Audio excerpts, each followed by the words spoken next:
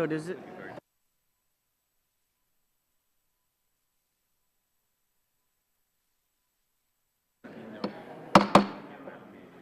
Okay, we're going to get started. Committee will come to order, and the chair will recognize himself for a few opening remarks. First of all, welcome. Welcome to the 114th Congress.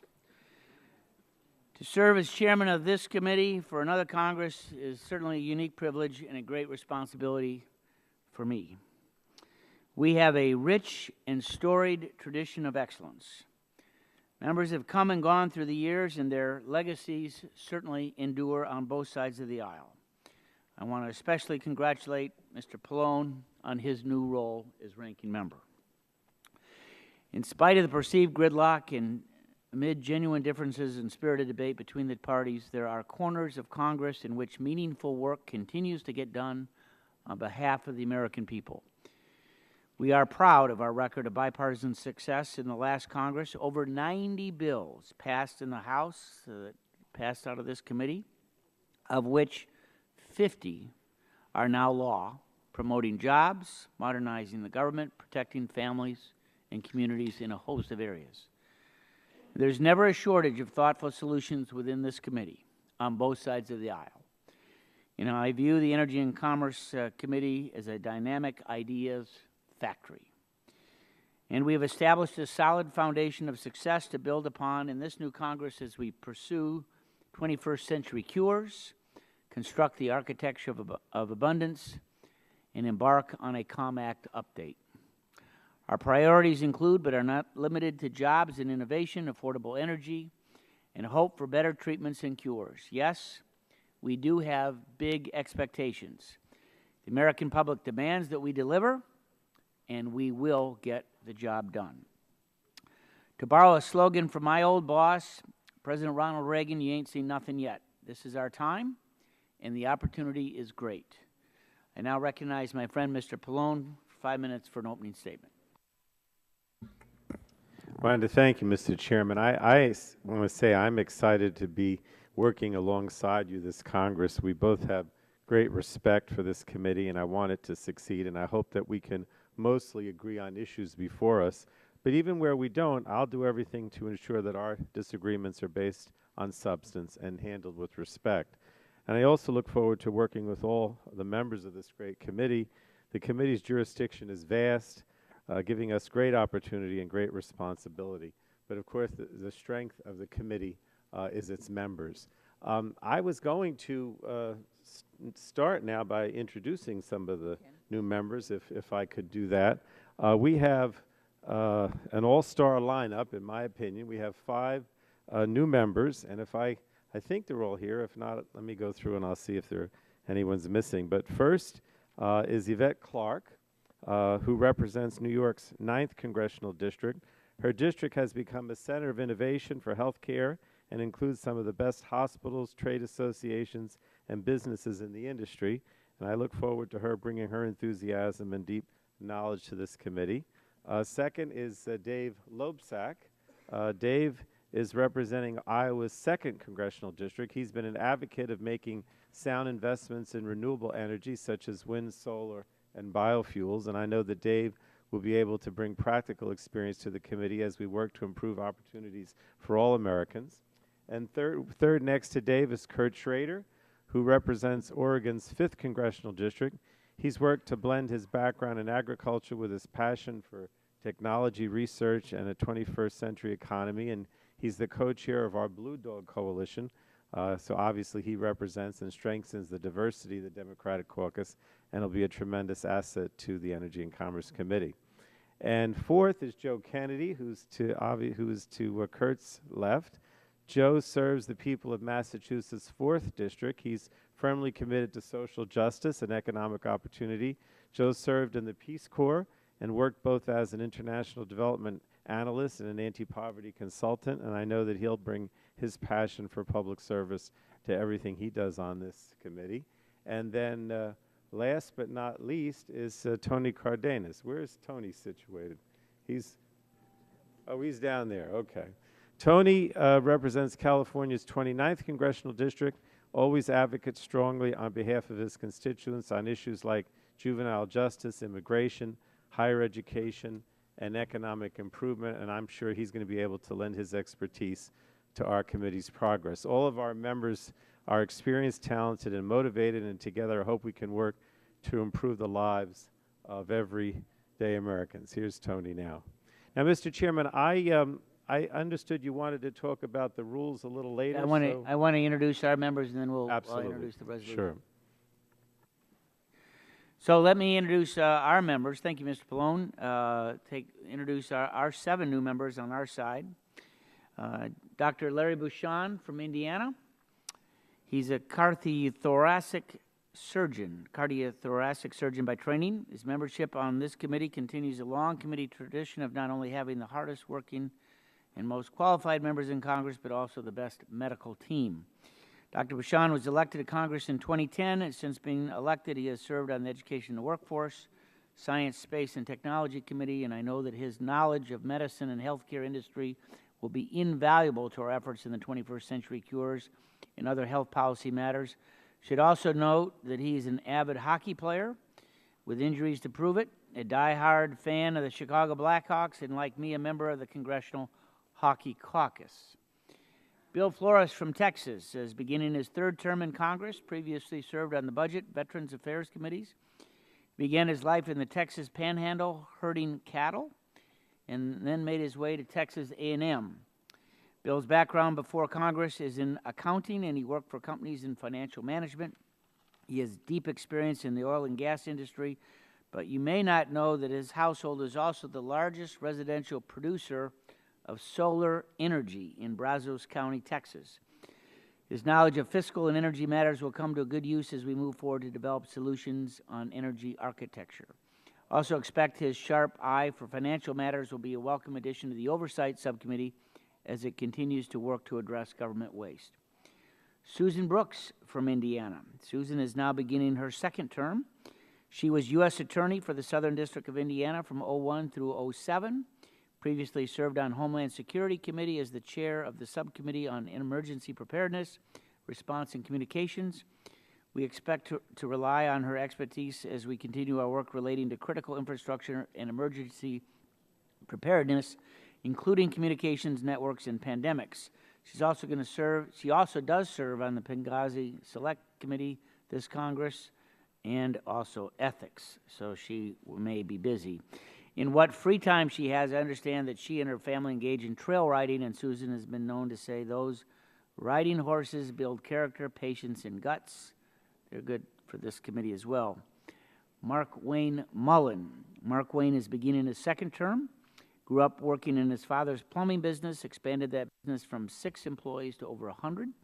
His hands-on experience growing and running a business will add important perspective to our efforts to address regulations across a number of industries. Would be remiss if I didn't mention Mark Wayne's other interests. He's probably the only member of Congress who can claim that he ran a fight club and is an accomplished jiu-jitsu and mixed martial arts athlete. I don't recommend that you get in the ring with him. In addition to the health policy matters Mark Wayne will consider on this committee, he will also focus on our colleagues' health by leading a bipartisan workout group. Probably a good thing after the holidays, especially with some of the chocolate candies that Ms. Eshoo passed to some of us a few minutes ago. Richard Hudson from North Carolina. Richard is beginning his 2nd term. He's following in the footsteps of at least 2 of his fellow ENC members, Mr. Walden and myself, by serving as a congressional staffer before serving in the Congress. He previously served on the Ag, Education, and Workforce and Homeland Security Committees. He worked hard for the members that he served, and we know that he will work hard to serve his constituents on this committee. His district is home to NASCAR, and what I've heard is the best barbecue in the South. Perhaps he would have a committee barbecue cook-off among our North Carolina members. Chris Collins from New York. Chris is beginning his 2nd term. Previously served on Ag and Science. Was chairman of the Small Business Subcommittee on Health and Technology. Trained as a mechanical engineer. Chris is an entrepreneur with over 30 years of experience, both finding and managing a number of businesses. On the other side of the coin, Chris has deep experience in local government, having served as the Erie County executive and led the effort to pull the county out of bankruptcy. With this committee's broad jurisdiction and the implications of our work on the economy, small businesses, and local governments, he will certainly add much to our debate. I also think that members of the committee will find Chris to be an excellent colleague. Perhaps you received a birthday card from Chris with his big league chew gum that he sends to members on their birthdays. Kevin Kramer from North Dakota. As you may all know, we have put Kevin to work right away, as he was on the floor last week leading the charge on the Keystone Bill.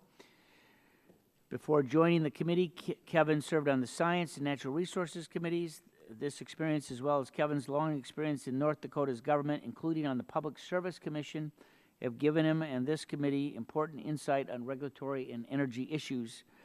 Also should note that he gives to charities in his constituents. He works with the Rough Rider Honor Flight Program in his state, bringing North Dakota World War II vets to D.C. to see the memorial. He also answers to Santa Claus during the month of December, as he dresses up as St. Nick. So welcome, Republicans and Democrats, members to the committee. Thank you.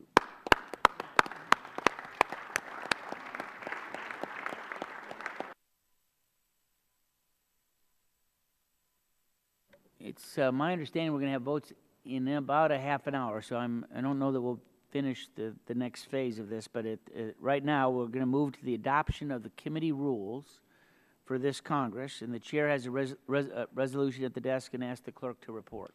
A resolution offered by Mr. Upton. Be it resolved by the Committee on Energy and Commerce that the rules for the committee for the 114th Congress shall be. Without objection, the resolution will be considered as read, and the chair will recognize himself for 5 minutes. You want to set that clock? Thanks. This committee has had a long tradition under Republican and Democratic chairs of adopting a rules package that allows us to conduct our committee business fairly, efficiently, and always with the goal of developing appropriate and thoughtful policy solutions. When we've made changes to this committee's rules, it has always been to further that goal of producing the best policy solutions possible. Today, we're going to consider a rules package that contains 3 changes to the committee rules from the last Congress. The first change is to Rule 3C2 on committee witness disclosures to conform with House rules. The second change pertaining to ex officio members is a minor one. In the last Congress, Rule 8E included a sentence addressing the minority chair emeritus and his voting privileges. That sentence has been struck. The third change is to Rule 16, which relates to subpoenas. As House Resolution 5 granted this committee with staff deposition authority, we have struck the language from the 113th Congress relating to transcribed interviews. In addition, we made changes that authorize the chair of this committee to issue subpoenas with notice to members of the committee and consultation with the ranking member as practicable. While this is a change in process from our previous committee rules, this authority is not unusual in the House. The House rules provide that the power to authorize and issue subpoenas may be delegated to the chair of a committee. In the last Congress, 6 other House committees authorized their chairs to issue subpoenas without first convening a business meeting. They were Ways and Means, Oversight and Government Reform, Education and Workforce, Foreign Affairs, Transportation and Infrastructure, and the Select Committee on Intelligence. In fact, the chair of these committees had this authority during the 110th and 111th Congress when Democrats controlled those gavels. So this is not new ground. In my view, this is a necessary change to protect the institutional and jurisdictional concerns of this committee. By adopting this rule, the chair of the Energy and Commerce Committee will now have the same authority to issue subpoenas as the chair of the other top investigatory committees in the House. As many of you know, at times, multiple committees may investigate the same topic or issue. I believe having this rule will allow this committee to continue to have the strongest record on oversight in the Congress. The simple truth is we cannot effectively scrutinize the laws and programs in our jurisdiction if subjects of investigations do not comply with our requests in a timely manner. Efficient subpoena authority will allow investigations to move forward with all due speed and allow policy solutions to be developed to correct any problems without unnecessary delay. Simply granting the chair this authority will enhance our institutional interest in investigative capabilities by showing that we can act quickly on a subpoena as leverage to gain or expedite cooperation. My own record and that of the chairman who came before me from both parties demonstrates the seriousness and humility with which I have approached this responsibility. There will be no change to our tradition of conducting bipartisan investigations, consulting with the minority, and doing our utmost to obtain voluntary cooperation with our requests without the use of subpoenas. My staff has worked closely with the minority staff. They consult early and often. We've worked diligently to pursue bipartisan investigations whenever possible. GM, mental health, meningitis investigations being shining examples of that. I intend to continue to conduct a strong and comprehensive oversight, and this authority is a tool that we need to do, but it is far from the only tool in our toolbox, and it will be used only when needed. Thank you, Ranking Member Pallone and your staff, for discussing these changes with me and my staff. After hearing some of the concerns that you had with this rule, I strengthened the language detailing what the notification and consultation process would entail. In fact, the change we added to provide for consultation 72 hours in advance of the issuance of a subpoena is more than provided for in similar House rules from the 113th Congress authorizing the chairs to issue subpoenas. This is a sensible change to our committee rules that will protect our interests now and into the future. With that, my time has expired. I recognize Mr. Pallone for 5 minutes.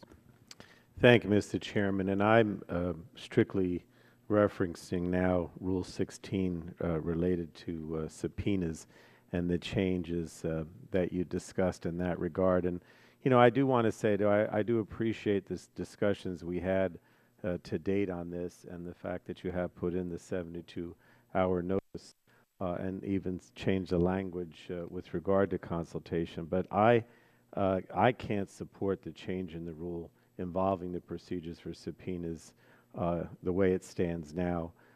Past committee rules ensured minority input, and the proposal before us could result in zero consultation with the minority.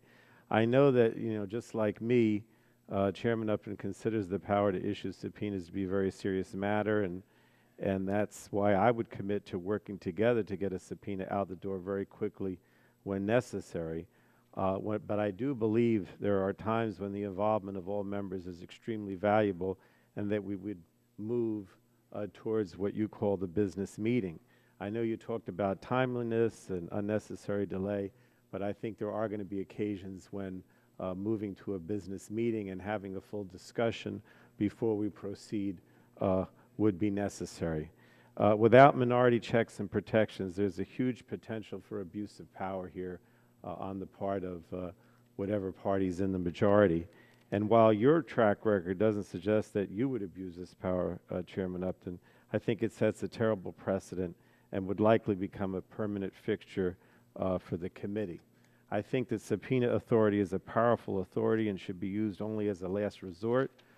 Concurring with myself as ranking member or having a committee vote is the standard that I think every committee should follow. Now, I understand you talked about some of the other committees that don't have that, but I think that the problem is that we've moved away from this being bipartisan, and I would like to see every committee go back to the rules that we had in the previous Congress, which is that before we move to a subpoena, the ranking member would have to agree, or if not, we would have a business meeting where we'd actually discuss it and vote. So I have to oppose the proposal. I do think that it's a huge mistake and that we're moving in the wrong direction, and I hope that you will reconsider this. I might have some additional questions about the details as we move forward, but at this point, I'll yield back the balance of my time. Chairman yields back. Other members wishing to speak? Gentleman from North Carolina. Thank you very much, Mr. Chairman. I have 2 points that I want to make. First of all, I want to see what it feels like to speak from the top dais. This is a pretty good feeling, and thank you for that. The second point I want to make is that I want to associate myself with the comments of Mr. Pallone. Nothing is more powerful, nothing is more serious than to issue a subpoena. And we all know that a subpoena is a very powerful document that restricts the movement of people, requires their attendance, requires them to go through their documents and produce documents to the committee. It's intrusive. And I think at the very least, we should have the input from the minority anytime a subpoena is being considered to be issued.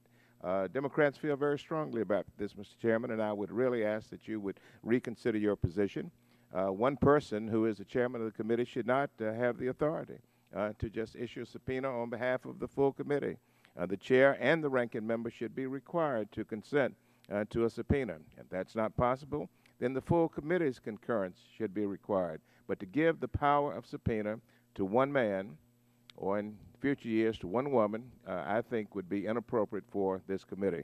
And so I agree with the ranking member. I ask that you reconsider. And remember that when you issue a subpoena, it's on behalf of the committee. It's not on behalf of the majority, on behalf of the chairman. It's on behalf of the committee. And at least let the full committee have the opportunity to have input. Thank you, Mr. Would the Chairman. gentleman yield? Yes, I yield to the ranking member. Let me ask the chairman, you know, obviously this change wouldn't be necessary, in my opinion, unless there was abuse, when I should say abuse, unless there was a problem in the past whenever the majority or the chairman wanted to get the support of the ranking minority member to proceed. And it just seems to me, I mean, from my recollection, having been here over 20 years, we just haven't had that many situations where if the chairman has asked to move forward on a subpoena, that the ranking member has opposed it. Do we have any information, or we could ask the council through you, Mr. Chairman, how many subpoena issuances elicited an objection from minority in the last Congress or even prior to that, and how many of those objections or were disposed of through the staff? I mean, I don't remember there being any real situations where we had a problem in the past, or not that many. If maybe you could give us some examples, or how many times that was a problem in the past Congress or prior to that, how many subpoenas were issued, how many were objected to, whether we had to go to a business meeting. In the last Congress, we did not issue any subpoenas out of this committee. In the previous Congress, in the 112th, we had 2 business meetings to issue subpoenas, both because we could not obtain the concurrence of the ranking member for the chairman to issue it on his own. I mean, again, it seems to me, not having any problem in the previous Congress, 2 years, 2 occasions prior to that, it doesn't seem to me that, you know, this is the type of thing that necessitates a rule change based on, you know, any problem that's existed in this committee in the past. It's, you know, one of the reasons why I don't quite understand why we're moving in this direction, Mr. Chairman, is because I don't remember there being any real difficulty here that would necessitate it. I yield back to the gentleman. And Mr. Chairman, I yield to the gentlelady from Illinois. the issuance of a subpoena is really serious, and I think there's an implication when a subpoena is issued that it could mean that the person would not come voluntarily. I'm wondering, Mr. Chairman, if you could agree that at the very least, an effort on the part of both the chairman and the ranking member would be to get a witness to come voluntarily, because I think that there's a certain implication that goes with a subpoena that could redound to the person's negative reputation. And I'm wondering if you would agree that if a person will come before this committee voluntarily, that a subpoena would not be issued. If the lady will yield, this is, yeah, will our side, whether it's me or whether the our chairman of the oversight subcommittee, we're always going to try to work with the minority on witnesses, on testimony, on interviews.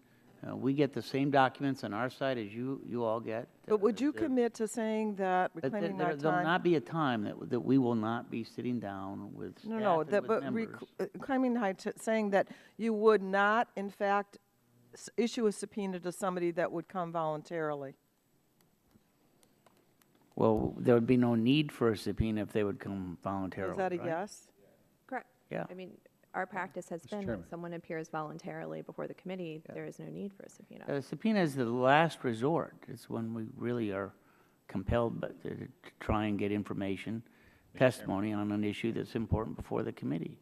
And every time, we're going to be asking people to voluntarily appear, and it's the last resort is when we really go through the subpoena. I would just note, I know the gentleman's time in North Carolina has expired, but I would just note that Mr. Waxman had this authority when he was chairman of the OGR committee and other committees in the House. As I said in my opening remarks, 6 in the last Congress, more. It's my understanding that financial services and other committees are agreeing to similar language, again, because of, Mr. Pallone and I did talk in the last couple of weeks and modified it substantially from where we were before. Chair would recognize Dr. Murphy, Chairman of the Oversight Subcommittee. Thank you, Mr. Chairman. I'd like to speak in support of the rules change. Particularly, the committee rule change reflects the delegation of power that flows from the rules of the House to the chairman of the committee with the authority to issue these subpoenas. Whether the Congress is in session or not, and that's very important, it's going to be a valuable tool in ensuring timely compliance with investigations. Now, this change would give the committee the opportunity to effectively execute the constitutional oversight responsibilities, which are important to the full committee and certainly to the Oversight and Investigation Committee, and to obtain factual information in support of potential legislative solutions.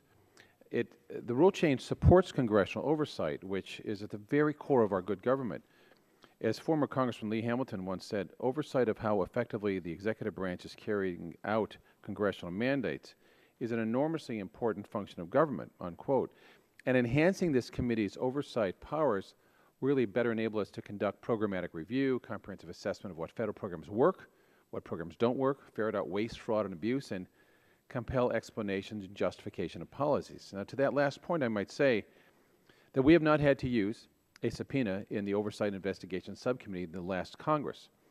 However, it has been clear that sometimes people get more than desultory, drip out a few documents, and you have to ask for more, and they drip out a few more. And that approach has caused a good deal of problems. By having a subpoena authority that can move through quicker would, I believe, help us with getting records in the bright sunlight of review for Congress on behalf of the public. Now, under our Constitution, there are competing interests between the legislative branch and the Congressional and the legislative executive branch. Excuse me. That's part of what has happened around here for a couple centuries. There's tensions in recent years that have been increasingly difficult for the committee in conducting investigations. It's harder to get documents and to secure compliance, to get responses to the questions for the record. It can take months as come out. So some agencies themselves put arbitrary time limits on briefings and witness interviews, and this authority is not a silver bullet. It's not going to stop all that, but it's a necessary tool to address some of these obstructions. Now, as a matter of tradition, the committee majority, during the course of conducting an oversight, will be consulting with the committee minority. I support that, and doing its utmost to obtain necessary documents and information without using subpoenas as possible, except in some cases where witnesses may actually request a friendly subpoena to help provide them protection when they are in testifying.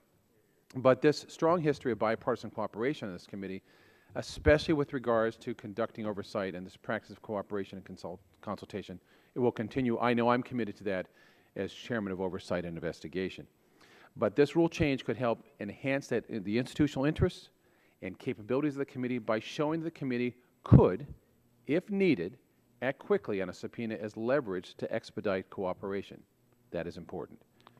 The rule change on subpoena authority will also be essential to the committee's efforts to obtain interviews and information. House rules for the 114th Congress have granted staff deposition authority to this committee for the first session. Given what we have learned from the experience of other committees that already have this authority, is it important to update and streamline the committee's subpoena authority to effectively support this new deposition authority. And it's important that the deposition authority is backed up by the chairman's subpoena authority in order to make that work, and not a more cumbersome process that invites tactical delays. And to that end, I might add that this committee is one of the oldest committees, if not the oldest legislative committee in Congress. It has been here from the beginning. And to note that Other committees already have this jurisdiction: Ways and Means, Ed and the Workforce, Foreign Affairs, Oversight and Government Reform, and Select Committees on Intelligence, Transportation, Infrastructure. It is important to protect our jurisdiction, to allow us to move quickly rather than waiting in the sidelines sometimes while other committees are moving forward in an area of our jurisdiction which must be protected. We know financial services is going to do this as well. So I want to make sure we protect those tools, we protect the authority and the jurisdiction of this committee, and this change strengthens our ability to ensure we can receive full and necessary information to conduct our oversight in a timely manner as the facts warrant, with respectful discussions with the minority and all these things. And I certainly know that the chairman will continue that process. And with that, I yield back. Would the gentleman just yield quickly? I have 15 seconds. I believe you said that you hadn't had the occasion to ask for a subpoena or ask, the ranking member to actually go along with Reclaiming my time, but on that though, what has happened is we have had a very slow walk from some agencies where they have not given information. And it is the process of saying, do we need to issue a subpoena to get you to give up more of these documents rather than the drip, drip, drip approach? And that has been important. My time is up. Gentleman's time has expired. Gentlelady from California, Ms. Eshoo. Thank you, Mr. Chairman. First, I'd like to congratulate you on your continuing leadership of the committee, and certainly to Mr. Pallone on our side. And I especially appreciate the words that you spoke in your opening statement today, that you would work fairly, you would work efficiently, and that thoughtful policy decisions would come out of that. Now, we're having a debate about, I think, something that is contrary to that. And I think that you are fair, and I think that you do work efficiently, and I think that your record here has been to make thoughtful policy decisions. We all know that at the core of our responsibilities here, that investigation and oversight is central to make determinations, and that subpoena power can and sometimes should be applied regardless of what administration it is, because we have to fulfill our responsibilities. What doesn't impress me is what somebody else is doing. I've served on this committee since my second term in the Congress. So I'm thrilled I'm on this committee. I've never wanted to be any other place. And so whether financial services or Ways and Means or science, space, and technology or whomever else does whatever they do, I don't really think they compare to our committee. My committee, this committee is my bias, obviously. Now, the fact is that even after advice and consent with the minority, the majority does have the power to take a vote and override if there is some kind of problem and there isn't agreement. You can still do that. But I don't think that it's you, Fred Upton, to come out of the box today and start out this way. I would rather have us be partners. I know that you're in the majority, you have the votes, and if, in fact, it is in your view that it's absolutely necessary for you to proceed to issue a subpoena, well, then that's the way it is. And I would accept that. But to cast aside a partnership of advice and consent, I really don't think that's menacing. And I have to say to our colleague that spoke last, speaking of good government, I think that is good government. I really do. I think that is good government. So I don't think this is befitting of the committee. I don't think it's fair. I really don't think it's efficient. And it says may inform. It doesn't say shall. I mean, great, you can get something delivered under your door at your office and you've been informed. Well, there's being informed and being informed, or being partners in the process. And so I think that it's not befitting of the committee. I don't really think it's you as a legislator, because you have not operated that way. And I don't know whether you have it within your discretion and power to say that we'll operate the way we have. If the gentlelady will yield just I'd be for glad a to. moment, it just, I'd be glad it's to. not may, the chair shall notify the ranking minority member prior to issue any subpoena under such authority. It's Well, not may, then it's shall. I misunderstood it, or I didn't hear it right. But everything that I've said, I think, still stands. And I prefer, because I think that there's very solid ground there, that advise and consent with the minority be retained. You don't agree, there's not an agreement between you and the ranking member, take a vote and you're going to win because you're obviously the majority. And I think that that's fair.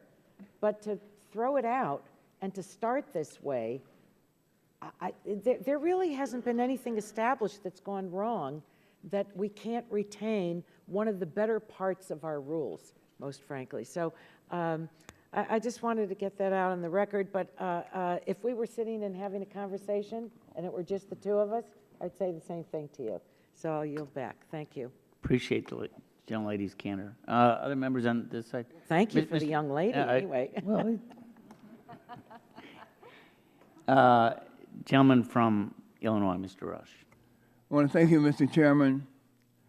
Mr. Chairman, I've sat here and listened to your rationale for the change from the way that this committee has operated, at least for the last session of Congress and probably for many sessions before that. And Mr. Chairman, I must conclude that you have presented to us solutions that don't solve, explanations that in a real sense don't explain, and I might even add that you have made some conclusions that don't even conclude. So, Mr. Chairman, I'm left with the thought that here we are today discussing a solution, but we don't even have a problem. Where is the problem? There's been no indication of a real problem that exists in terms of this committee and how this committee operates along the areas of subpoenas. You know, and we all understand the importance of subpoenas. And we all will fight very vigorously to make sure that we have effective subpoenas when it's called for. But, Mr. Chairman, I just don't understand why we are doing this. To me, this is a power grab, and I might add, it's a cheap power grab. We don't need this power that you're seeking today. Mr. Chairman, I'm very, very, very proud of being a part of this committee. I've served on this committee for 20 years or more now. And I like the way mostly that we conduct our businesses. There's a camaraderie that exists. There's a pride that exists in terms of how we can disagree but don't become disagreeable, and how we can rise to our higher selves. But, Mr. Chairman, I think that we have to be careful about what we're doing here today and think very seriously about it. There's a difference, Mr. Chairman, between being a beacon light, and I consider this committee as a beacon I don't want to compare ourselves, look at other committees and say, I want to be like them. I want other committees to look at our committee and say, we should be like Energy and Commerce. So I don't, and most committees, most members of this Congress, they're proud of the fact that the Energy and Commerce Committee conducts itself most of the time in a high and noble way. And the best of our angels are come to bear in terms of the work that we do. We don't want to give up being the beacon light and become the stoplight like in some of these other committees. Mr. Chairman, I remember very well how OGR, under the era of Dan Burton, our former colleague, built his national reputation on issuing subpoenas by himself, the Long Ranger of subpoenas, standing there just issuing one subpoena after another. That's all he did, was issue a subpoena. And then we have Dan Burton Light, our current colleague, Darrell Issa. He wanted to issue subpoenas also, building a national reputation on just issuing subpoenas. Mr. Chairman, I implore you, do not Burtonize or Issa-ize our committee. Don't do that. Don't do that. You are not Dan Burton and you're not Darrell Issa. You are Fred Upton. I look forward to hearing and to witnessing you and our ranking member discussing, developing a common agenda, working together. You're two fine people. Don't create this artificial division at this moment, at this time. We have some very serious work to do. And Mr. Chairman, don't fall victim to greed and not need, power grabbing, just for the purpose of power grabbing. I yield back. Gentleman's time has expired. Other members wishing to speak on the, Mr. Green. Thank you, Mr. Chairman, and I won't take all the 5 minutes. I'll yield part of my time to my colleague, Congresswoman DeGette. I've been on the committee since 1997, all those years in Republican control except for 2 terms. And I have a lot of reservations about changing the rules because where I come from, we have a saying, if it ain't broke, don't fix it. And it doesn't seem like in the years I've been on the committee, the system's broken. And they've been able to get subpoenas when we needed it, working together. For our new members, I want to welcome you, but this is the oldest standing committee in Congress. I don't care what other committees have served that have in their rules, but our committee typically works across party lines, and I can, over the last year since '97, I guess there's been dozens and dozens of issues that I've worked on across party lines. And that's why I think this is something that we don't need to work on. And if maybe sometime during the session, if there's a problem, then you can come back and you still have the majority, as Congresswoman Eshoo said. You still have the majority to issue those subpoenas with a vote of the committee. I guess my worry is that we don't want to take away from the tradition and the history of our committee working across those party lines. And we've always worked on bipartisan cooperation, even on oversight, no matter who's in the presidency. And that's my concern about it. Like I said, other committees may do it, but the Energy and Commerce Committee is a special committee because we know how hard it was for most of us to get on here to begin with. With that, I'd like to yield the remainder of my time to my colleague from Colorado. Thank you very much. Well, I've been on the Oversight Subcommittee for 18 years now, and I'm the ranking Democrat on that subcommittee. And Mr. Chairman, and also to my wonderful colleague, the chairman of the Oversight and Investigation Subcommittee, Mr. Murphy, we've always worked quite well together. in trying to get witnesses to appear where appropriate and trying to avoid having to issue subpoenas. In the 18 years I've been on this subcommittee, I can count on one hand the number of times where we weren't able to find agreement. And in those cases, under the current rules, and I think this is an important point to make, if it's a recess, the chairman can in fact issue a subpoena unilaterally under the current rules. If the Congress is in session and we can't work out a subpoena, then what happens is it goes to a vote of the committee. And in that case, the very few times it's happened, in fact, the subpoenas have been issued and the witnesses came in.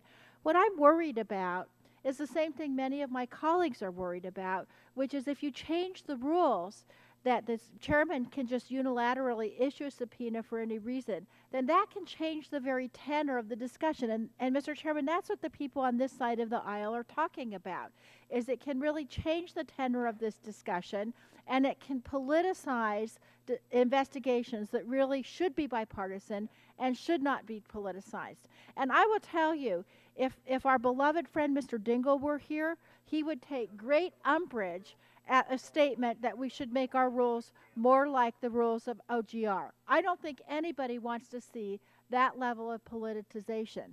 And that's why I think that we're not worried about the current leadership. I'm certainly not worried about my chairman on O&I, and I'm not worried about you working with the minority, but I worry how it will change the structure and the operations of this very venerable committee. And so I think this is a solution in search of a problem. I think it's a very bad idea. To the best recollection of current and former committee staff and the members of this committee who have been here for a long time, we can never remember, with either Democrats or Republicans in charge, that this committee having unilateral subpoena power as part of the rules. And so I would just ask you, this is a very serious step, and like all of my colleagues, we know you've got the votes, we can count, but we think this is a very bad way to start out the new Congress. And with that, I will yield back. Does the gentleman yield back? Mr. Green? Let me just have a little housekeeping issue here. The votes have started on the House floor. I think we have at least 3 votes. So obviously we'll have a vote on this package. So the question is, how many more members on your side would like to speak? One? Just one? All right, yield to the gentleman from New York. Then if we're done, then we'll vote, and then we'll still need to come back and do the vice chairs, et cetera, but there will be no recorded votes necessary for that. It's my understanding. Mr. Engel. Well, thank you very much, Mr. Chairman. I think what everybody is really saying is that, you know, I've been on this committee since 1996, and we have, all of us, worked hard to be on this committee, and this committee is generally regarded in Congress as a cut above the rest. And one of the reasons it's a cut above the rest is because of the comedy we've had on this committee, where we haven't been as rancorous as some of the other committees, no matter which party was in the majority. And I just think a rule like this, and Mr. Green is quite right, if it ain't broke, don't fix it. We haven't had a problem in the past, and so I don't see any reason to fix this now. We have always managed to work out our differences, and I think we can in the future.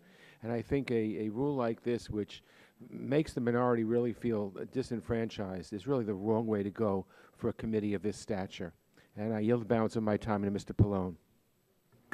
Thank you, Mr. Engel. Mr. Chairman, I just wanted to ask a couple questions because obviously those of us on the Democratic side do not feel that this rule, you know, is the right way to go, and this change is going to be, you know, make the process more democratic and less transparent.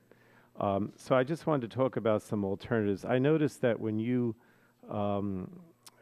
made your introductory remarks, you seem to say that the rule now eliminates transcribed interviews, and I just wanted, one of the things that I understand, well, that's what I wanted to ask you. I mean, why can't we continue to use transcribed interviews in lieu of subpoenas, and is that your intention, and does the rule preclude that? I can take part of that question.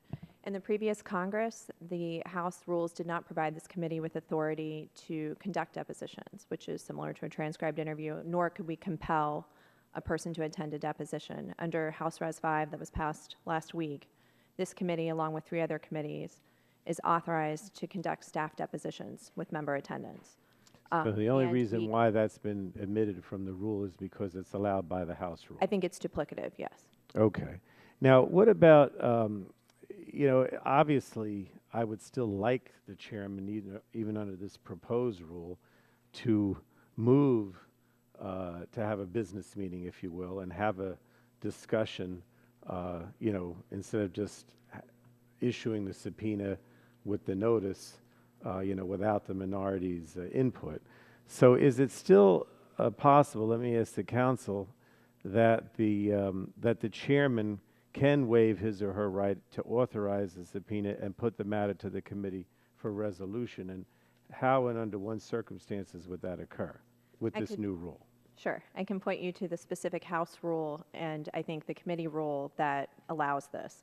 Under Clause 2M3A little I of Rule 11 of the U.S. House, this rule provides that a subpoena can be issued by a committee or subcommittee following a majority vote.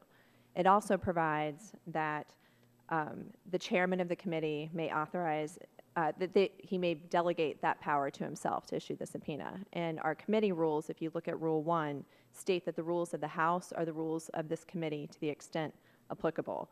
So based on the language of the House rule and Rule 11 and our own committee rule, the chairman may issue a subpoena himself or he may convene a business meeting to do so. So the fact that the rules before us right now provide the chairman with a new ability to issue subpoenas on his own authority does not preclude that option. All right, then lastly, and again, Ms. Eshu, in your comments made me want to ask this question. It says in the proposed rule that the chair shall notify the ranking minority member prior to issuing any subpoena under such authority.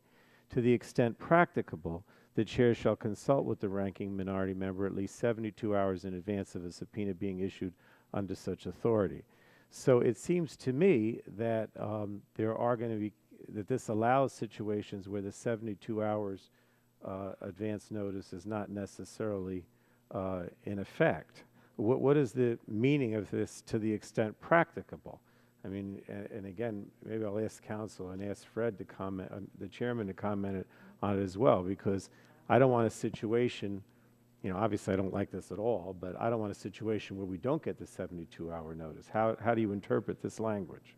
How I interpret this language, it says the chair shall notify the ranking member, so that's first. To the extent practicable, the chair shall consult with the ranking minority member at least 72 hours in advance. I think Fred can speak for his intent. I don't think that's my role, but I think it offers some flexibility, say, if you can't contact each other for some reason within the 72-hour window. I'll find you. Let me just say, I'll find you. Well, I understand, but I mean, my concern here is that, you know, again, I don't like the change at all, but if we had the 72 hours notice, that would be something. My concern here is that when you put in that language to the extent practicable, that doesn't necessarily mean that I'm going to get 72-hour notice. I don't see why we need that phrase to the extent practicable. I think it provides some flexibility to the chair and to you in case you are not available for some reason 72 hours out. Well, again, Mr. Chairman, I think it would be, I'd certainly feel a lot better if you took out to the extent practicable, because I think that's a huge loophole. And again, I'm not worried about you because you're a reasonable person, but this sits around after you're not the chairman anymore, and you know, who knows I what look we both get ways next. when I cross the street. Gentlemen, appreciate that. Gentlemen's time has expired. I think all time has expired. If no other member wishes to speak, we'll have a roll call vote. We'll come back after these votes to finish other business, but no recorded votes are expected. Clerk will call the roll on the resolution. Mr. Barton? Mr. Barton votes pass. Mr. Whitfield? Mr. Whitfield votes aye. Mr. Shimkus? Mr. Shimkus votes aye. Mr. Pitts? Mr. Pitts votes aye. Mr. Walden? Mr. Walden votes aye. Mr. Murphy? Aye. Mr. Murphy votes aye. Mr. Burgess? Mr. Burgess votes aye. Mrs. Blackburn? Mrs. Blackburn votes aye. Mr. Scalise? Mr. Scalise votes aye. Mr. Latta? Mr. Latta votes aye. Mrs. McMorris Rogers? Mr. Harper. Mr. Harper votes aye. Mr. Lance. Mr. Lance votes aye. Mr. Guthrie. Mr. Guthrie votes aye. Mr. Olson. Mr. Olson votes aye. Mr. McKinley. Mr. McKinley votes aye. Mr. Pompeo. Mr. Kinzinger. Mr. Kinzinger votes aye. Mr. Griffith. Mr. Griffith votes aye. Mr. Billrakis. Mr. Billrakis votes aye. Mr. Johnson. Mr. Johnson votes aye. Mr. Long. Mr. Long votes aye. Mrs. Elmers. Mrs. Elmers votes aye. Mr. Bouchon. Mr. Bouchon votes aye. Mr. Flores. Mr. Flores votes aye. Mrs. Brooks. Mrs. Brooks votes aye. Mr. Mullen. Mr. Mullen votes aye. Mr. Hudson. Mr. Hudson votes aye. Mr. Collins. Mr. Collins votes aye. Mr. Kramer. Mr. Kramer votes aye. Mr. Pallone. Mr. Pallone votes no. Mr. Rush. Mr. Rush votes no. Ms. Eshoo. Ms. Eshoo votes no. Mr. Engel. Mr. Engel votes no. Mr. Green. Mr. Green votes no. Ms. DeGette. Ms. DeGette votes no. Ms. Capps. Ms. Capps votes no. Mr. Doyle. Mr. Doyle votes no. Ms. Schakowsky. Ms. Schakowsky votes no. Mr. Butterfield. Mr. Butterfield votes no. Ms. Matsui. Ms. Matsui votes no. Ms. Castor. Ms. Castor votes no. Mr. Sarbanes. Mr. Sarbanes votes no. Mr. McNerney. Mr. Welsh.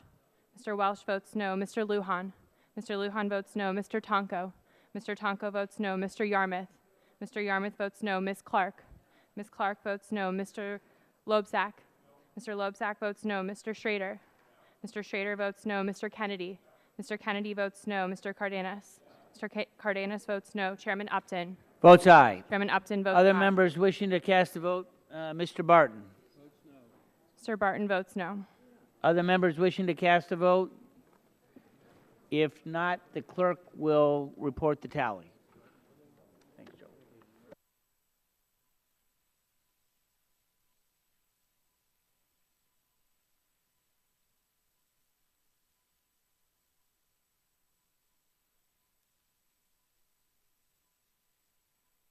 Mr. Chairman, on that vote, there were 28 ayes and 23 nays. 28 ayes, 23 nays. The resolution is agreed to, and we'll stand in recess until the votes are over and then come back.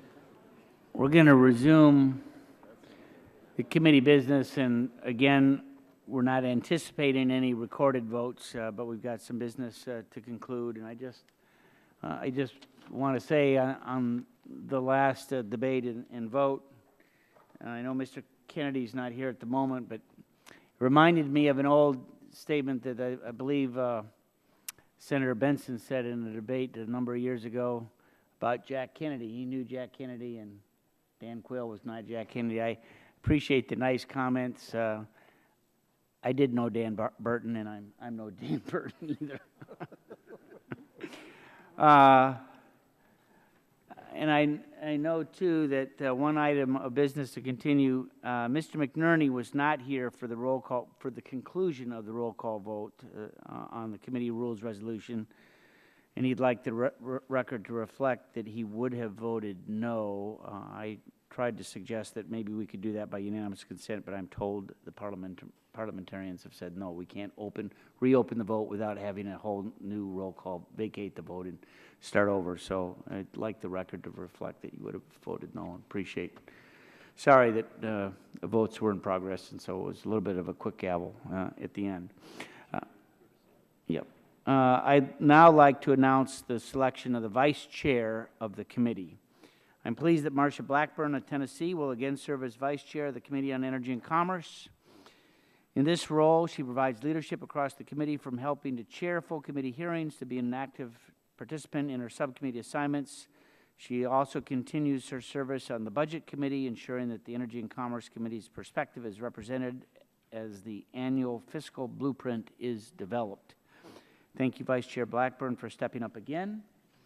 I look forward to working together with you in this Congress as we pursue an ambitious agenda of legislative solutions that truly will benefit all of our constituents. We'll now consider a resolution establishing the jurisdiction of the Energy and Commerce subcommittees. The chair has a resolution at the desk and asks the clerk to report. Resolution offered by Mr. Upton. Without objection, the reading of the resolution is dispensed with, and the chair recognizes himself briefly. Jurisdiction of the subcommittee set forth in the resolution is identical to the resolution that we considered in the 113th Congress. There are no changes. Is there further discussion of the resolution? Seeing none, the vote occurs on the resolution. All those in favor will say aye. Aye. All those opposed say no. The ayes appear to have it. The ayes have it, and the resolution is agreed to. Now consider a resolution appointing the subcommittee chairs, vice chairs, and designating the subcommittee members. The chair has a resolution at the desk and asks the clerk to report. A resolution offered by Mr. Upton. Without objection, the reading of the resolution is dispensed with, and the chair recognizes himself briefly.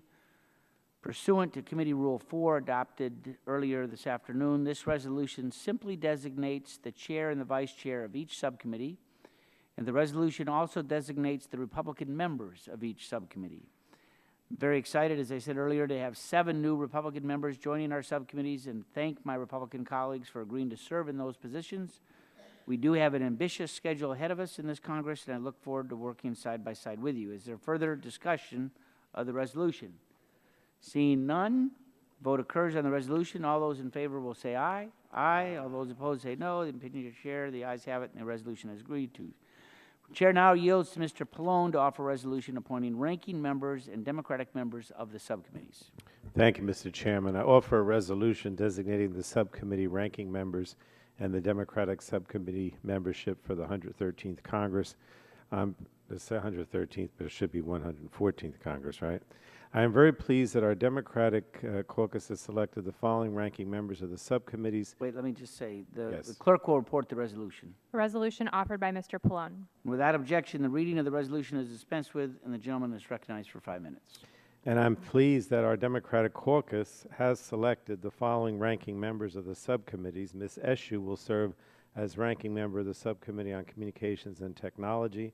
Ms. Schakowsky will serve as ranking member of the Subcommittee on Commerce, Manufacturing, and Trade.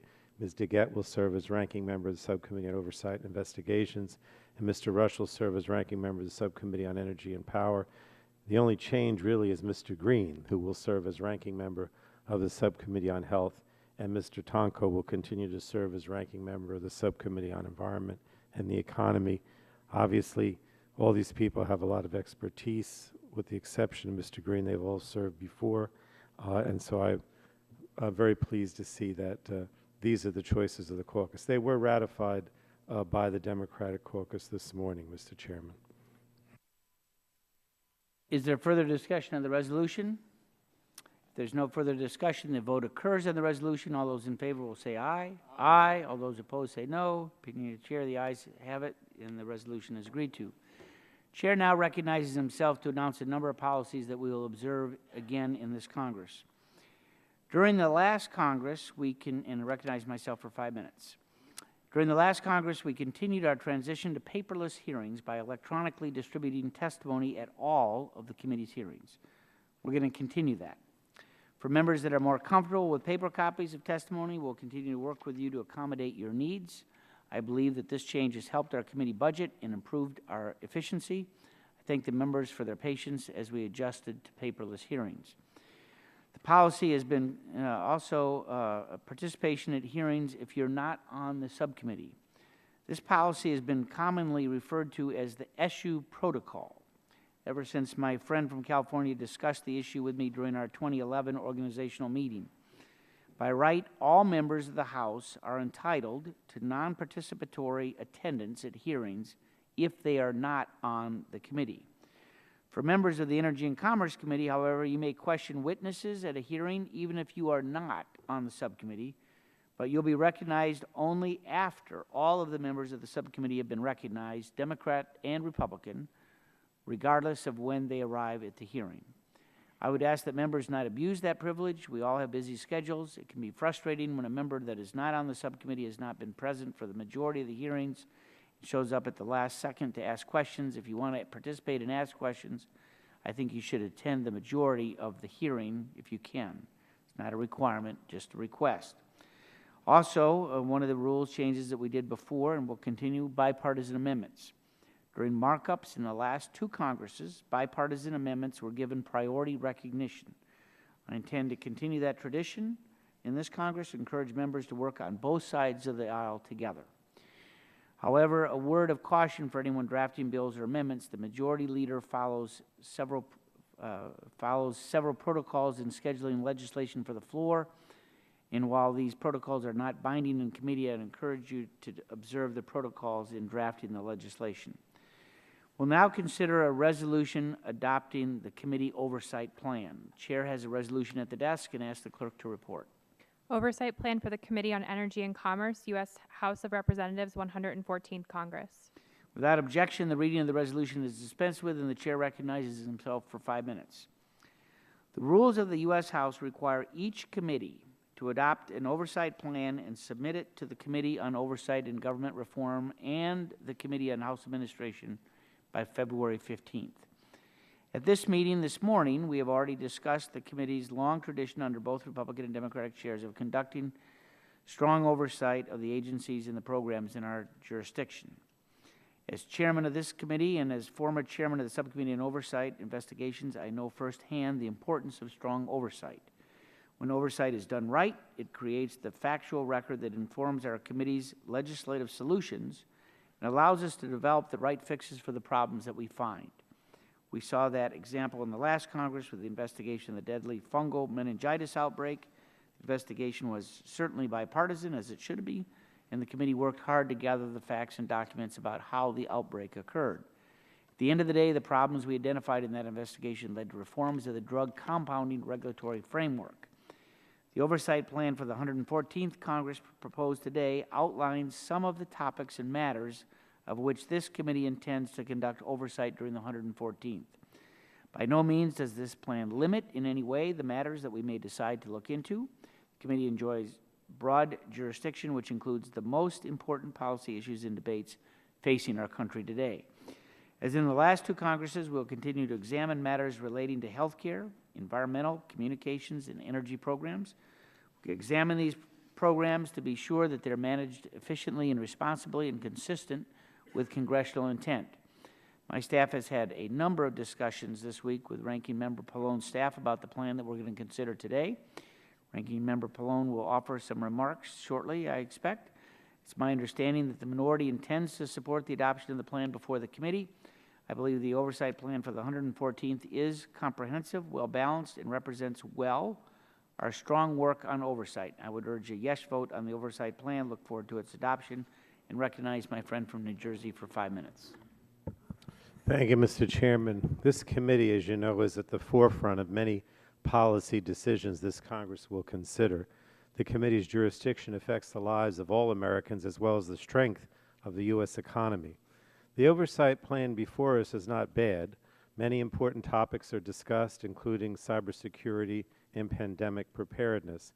And while I know the oversight plan does not limit what the committee will review in the coming 2 years, I must comment on a few areas that are not addressed in the majority's plan. Commitments to oversee these vital issues should be made now. The first issue is long-term care. A crisis in long-term care is looming both for those who will need these services and for the nation. Studies suggest that 10.9 million Americans are currently in need of these services and that most of us will need them sometimes in our lives. With the cost of care averaging $75,000 a year, millions of Americans struggle to meet these expenses. And because Medicare and most private insurance plans provide limited or no long-term care benefits, Medicaid becomes the last resort for patients with chronic illnesses and disabilities. In 2010, federal spending on long-term care reached $120 billion, and in 2027, state Medicaid spending alone is projected to reach $115 billion. Moreover, additional costs to those that miss work to care for loved ones are off the books, and serious reform is needed. Another second health-related issue that I believe as a committee we have a social responsibility to address is drug pricing. Funding biomedical research and its resulting treatments are key to saving lives. Both also help spur economic prosperity. Innovative new drugs for decades have made major contributions to our lives, and in many instances they have allowed us to watch our loved ones get better and live longer, sometimes even healthier lives. And now we're even seeing some new drugs curing diseases outright, discovery certainly worthy of praise. As we move into the 21st century, we absolutely need to continue to encourage innovation and help to ensure that new treatments emerge. But we also need to make sure that patients have access to affordable treatments. Otherwise, we'll bankrupt families for which a new medicine may be the difference between life and death, and will strain our federal health care system. Cures and cutting-edge medicines are of no value if their high costs put them out of the reach of patients who need them. A third and important issue is environmental justice, the pursuit of environmental protection for all, regardless of race, origin, or socioeconomic status.